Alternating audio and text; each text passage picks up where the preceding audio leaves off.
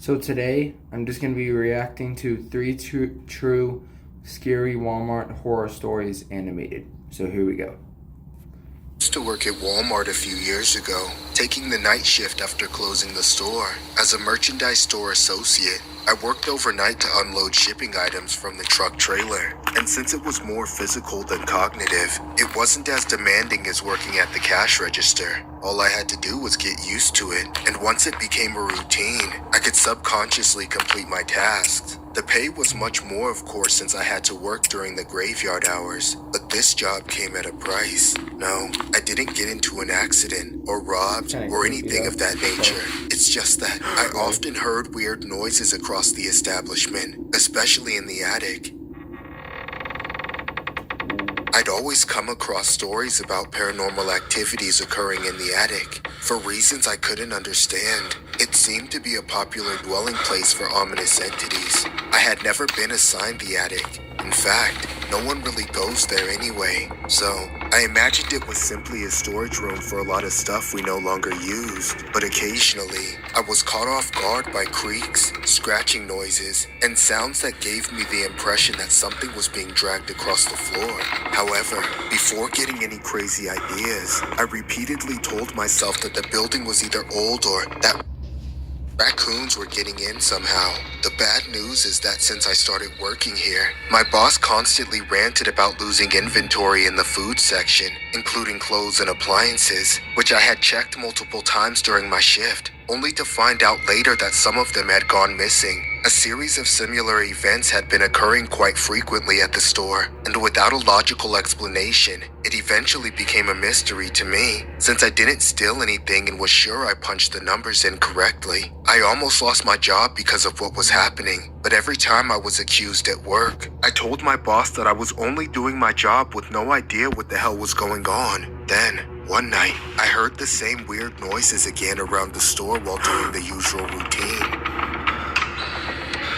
But instead of ignoring them this time, I decided to investigate. As I roamed around the store, I looked up and down each aisle, at the electronics section, the toy section, and finally around the food aisles. But I couldn't find anything. That is until I reached the frozen food aisles and saw one of the most disturbing things that made my heart stop. It was two individuals crouching next to the freezer, stuffing their faces.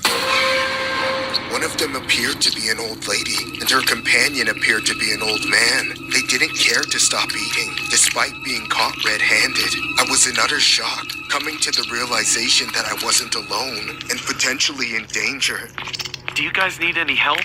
I asked them. No. Can you just show us where the chips are? The man said. I then pointed towards the chips aisle and nervously said, It should be over there. I cautiously stepped backward as the couple proceeded to continue eating while looking at me with the most crazed stare. When I finally backed up enough to the point that I was out of view, I made a run for it, dashing across the store until I locked myself inside one of the office rooms. Hidden underneath the table, I took out my phone and immediately called the cops. I stuttered as my mind went blank. It didn't seem like the pair had followed me. The operator remained on the other end of the line as she dispatched a few units to the Walmart I was in. As I sat there, desperately waiting for the cops to arrive, I could feel my heart pumping out of my chest. Every minute of just sitting and waiting felt like an eternity as sweat began trickling from my forehead. I could hear noises from outside, but could not identify what they were. Despite my fears, I remained still, preventing myself from panicking.